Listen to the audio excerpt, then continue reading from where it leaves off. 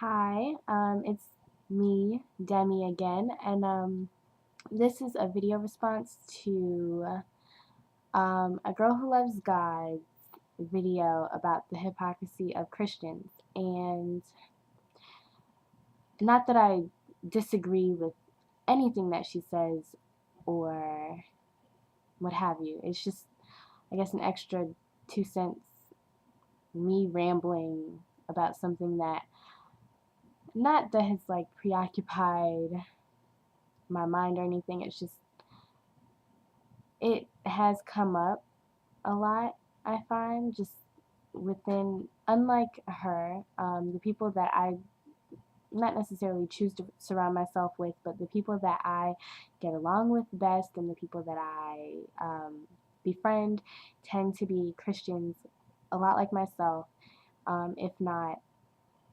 farther in their walk with God than I am.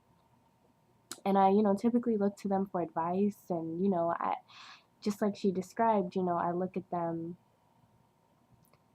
as something that I would one day aspire to be like. And whenever they slip or whenever they say like something that's the farthest thing from the Christian faith or the Christian walk as possible, I look at them differently and I'm kind of like, like the Scooby-Doo, I don't know if I can do it, but anyways, yeah, so I get just a little confused, and that's normal, especially if you're looking at someone walk with faith as something that you want to follow. And I've come to this interesting, gosh, it got bright in here. I've come to this crazy conclusion that Christians in general have no choice but to be hypocrites, if that makes any sense. We are by nature hypocrites. And I say that to say, according to the Bible, we are all human. We all sin. We all slip up. We all have our faults. And yeah, so that's obvious. And then at the same time, I find that a lot of Christians tend to avoid the section or the portion of the Bible that talks about judgment and judging others and all that stuff. That's like a big part of what I believe in and a big part of what I follow when it comes to Christianity. I'd never pass judgment on others. I don't know, I just accept and love each and everyone equally. I don't think that anyone's any better or any less than me, and I accept you as you are. And I feel like anything that goes on in anyone's life, whether it be the worst of the worst or the best of the best, I'm either happy for you or, I sympathize for you if you don't know the love of God, but I'm not going to judge you and tell you that there's something wrong with you if you don't believe in or worship God, because it's not my place to judge you. And I mean, that's your belief. I mean, I kind of have this whole treat others the way you want to be treated kind of belief in things. And I would be mad at, if an atheist came up to me and told me that my beliefs were completely ignorant and, you don't know what you're talking about, and, just completely started passing judgment on me. I would get really furious. And it's like, I don't want to do that to other people. Not that I don't want to, but I don't think that it would be right for me to do that to other people. Because just because I believe in something doesn't mean that I should force it on other people, if that makes any sense. I would love to share, because I know what, she means in that video when she discusses like the love of God and how it makes you feel, and the just unbelievable joy. Because, in the worst of the worst, sometimes, as low as life may get, I will always be happy. Does that make any sense? Like, there's just this knowing that somebody loves you and somebody will always be there by your side, always holding your hand. That is comforting. And it's like, I want that. I want other people to experience that and to know that. But, not everybody is willing to embrace that. Anyways, back on track to what I was trying to get at about how Christians have no choice but to be hypocrites, is because we all sin, and we all, have our faults and our flaws and the things that we slip up on.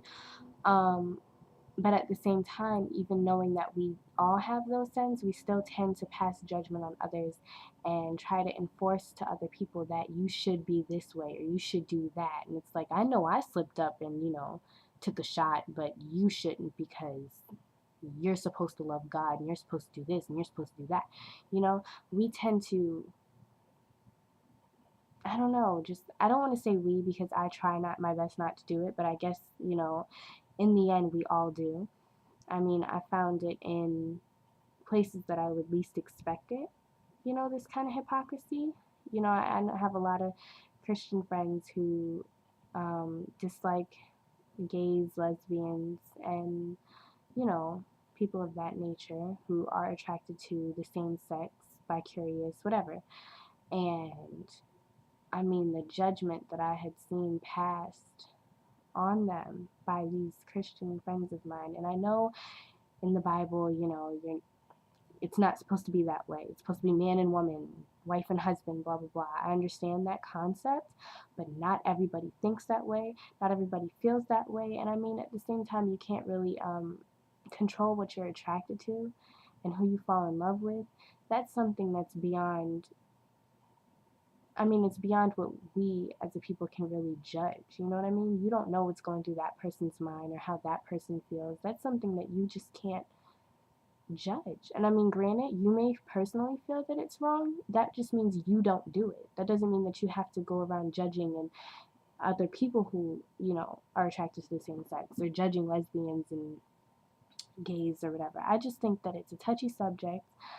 Yeah, but the hate and the anger and the hostility and all the stuff that I have seen coming from Christians about that subject in particular, and not even only that subject, but that's just like the biggest one that I have to discuss right now, because that's what I've witnessed and that's what I have not personal connection with. I'm straight, but I have friends that are gay, lesbian, and then I have extremely Christian friends who I've seen not necessarily judge those people, but just, dislike, or the quote-unquote keep my family or my children away from those people because I don't want them to be around that because that's wrong. Like, the Bible says it's wrong, yes, but I mean, I don't know how to even explain it, but I just feel like it's not our place to tell somebody who they love is wrong.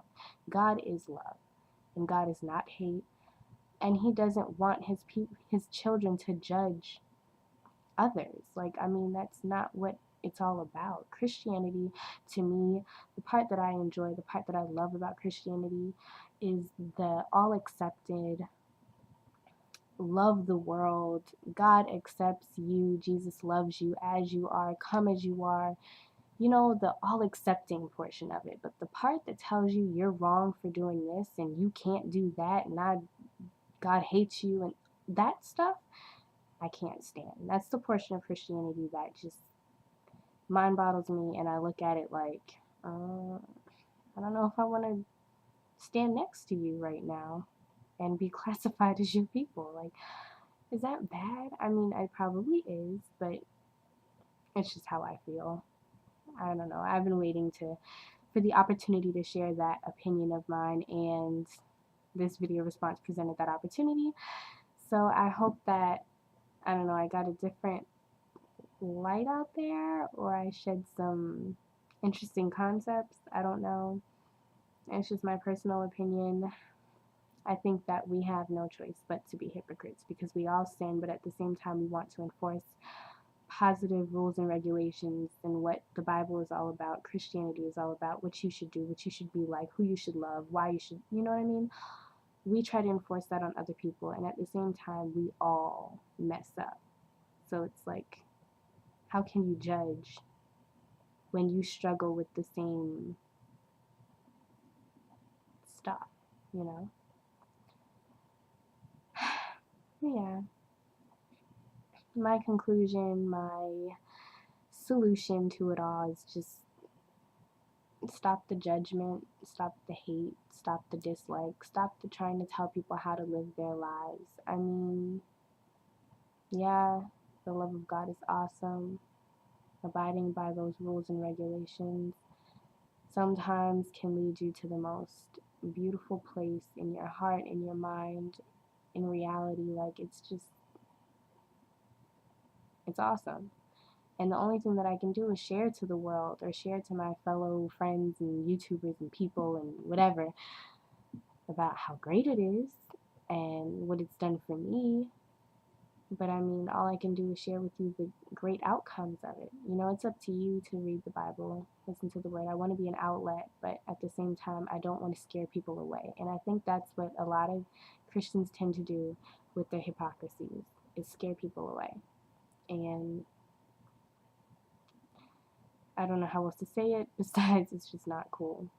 And hopefully, I mean, A Girl Who Loves God is a definite, like, positive, uplifting way to view Christians. Like, I mean, I've never been so proud to be considered a Christian. Well, no, I'm always proud to be considered a Christian, but like, when it comes to standing next to other Christians, or whenever I tend to announce that I'm a Christian, it's like, you know, like, I get that reaction, like, oh, never mind. Like, I wanted to be your friend, but not anymore. But yeah, but she was brilliant, and I enjoyed every word that she said, and I agree with everything wholeheartedly. And she's right. It's awesome. It's awesome to love God and to just experience that undying love and joy. But not everybody wants it. Not everybody wants to follow the rules and regulations. Some people just want to do what they want to do. And my take on that is, okay, do you. I mean, and at the end of the day, who's meant to judge and whose job it is to judge will judge. But as for me, I'm just sitting back and, you know, like, I'll tell you that I don't agree. I mean, yeah, I mean, if you ask me, you want my honest opinion, if they ask me. You know, that's one thing I can't stand. Like, nobody asked you for your opinion, so why are you telling me how to live my life? But if they came up to me and honestly said, Demetria, tell me about this whole Christian thing. Tell me about this whole, what am I doing wrong? Like, if they asked me for my honest opinion, then yeah, I'm gonna give it to them straight. But until then, I mean, judgment is left up to numero uno, man upstairs, you know? So that's my personal take on it. This video is officially almost 15 minutes long. I don't even know if I can post this on YouTube this long. I might have to edit some stuff out. But yeah, that's my 2 cents. And yeah, so that's what that's about. Okay, bye.